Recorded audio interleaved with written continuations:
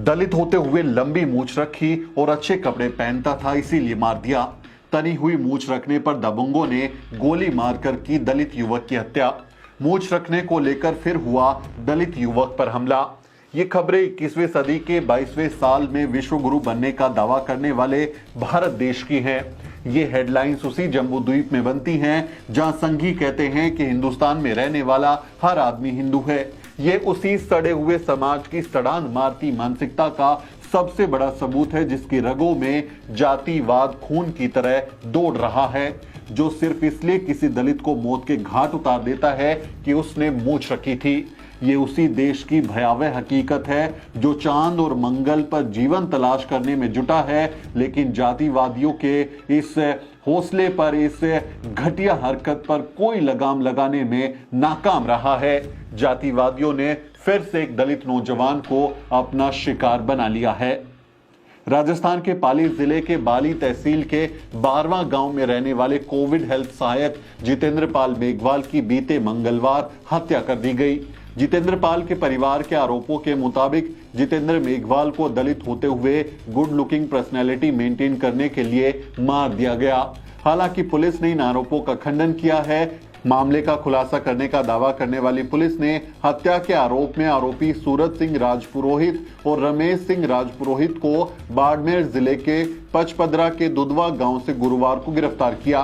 पीड़ित परिवार कई दिन से धरने पर बैठा था, शव लेने से मना कर रहा था। सामाजिक संगठनों ने धरने प्रदर्शन किए, तब जाकर पुलिस ने आरोपियों को गिरफ्तार करने की जहमत उठाई। पुलिस में दर्ज मामले के मुताबिक मृतक जितेंद्र पाल अपने दोस्त कोविड हेल्थ सहायक हरीश कुमार के साथ मंगलवार को बाइक से बाली से बारवा जा रहा था। जितेंद्र पाल बाइक पर पीछे बैठा था।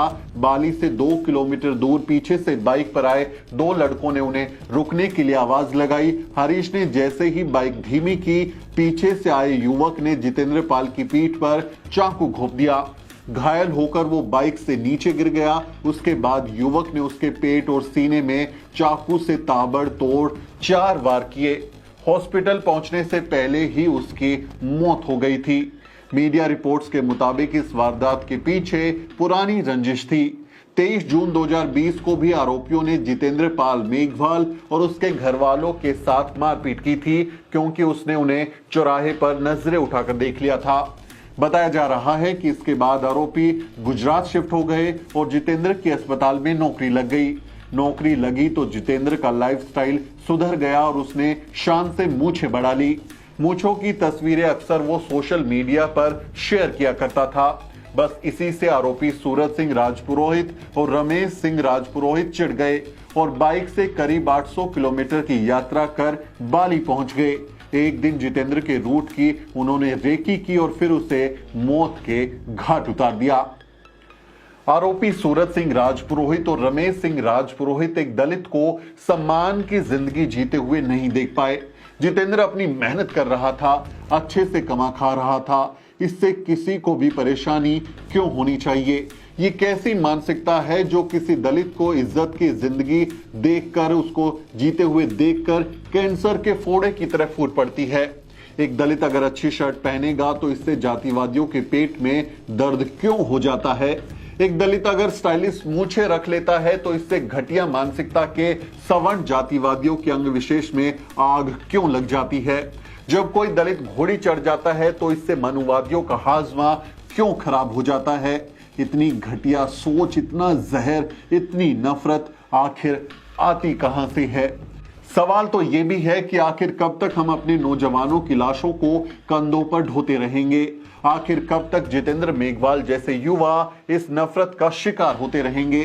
सवाल तो ये भी है कि क्यों जितेंद्र मेघवाल की मौत कोई राष्ट्रीय मुद्दा नहीं बन पाती? क्यों जातिवादी मीडिया दलितों को जरा सी बात पर मौत के घाट उतार देने वाली वारदातों पर मौन साध देता है?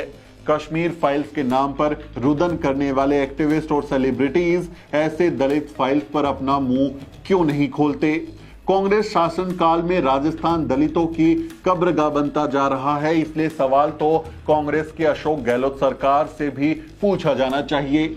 आए दिन दलित उत्पीड़न की ऐसी ऐसी खबरें सामने आती हैं जिन्हें सुनकर रूह कांप जाए। ऐसे में जरूरी है कि आरोपियों को जल्द से जल्द सजा मिले।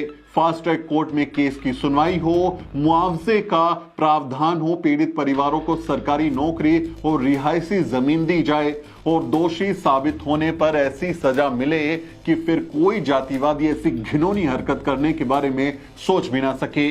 जातिवादियों को कानून के डंडे से ही रोका जाना चाहिए, क्योंकि दलितों की जिंदगी भी मायने रखती है।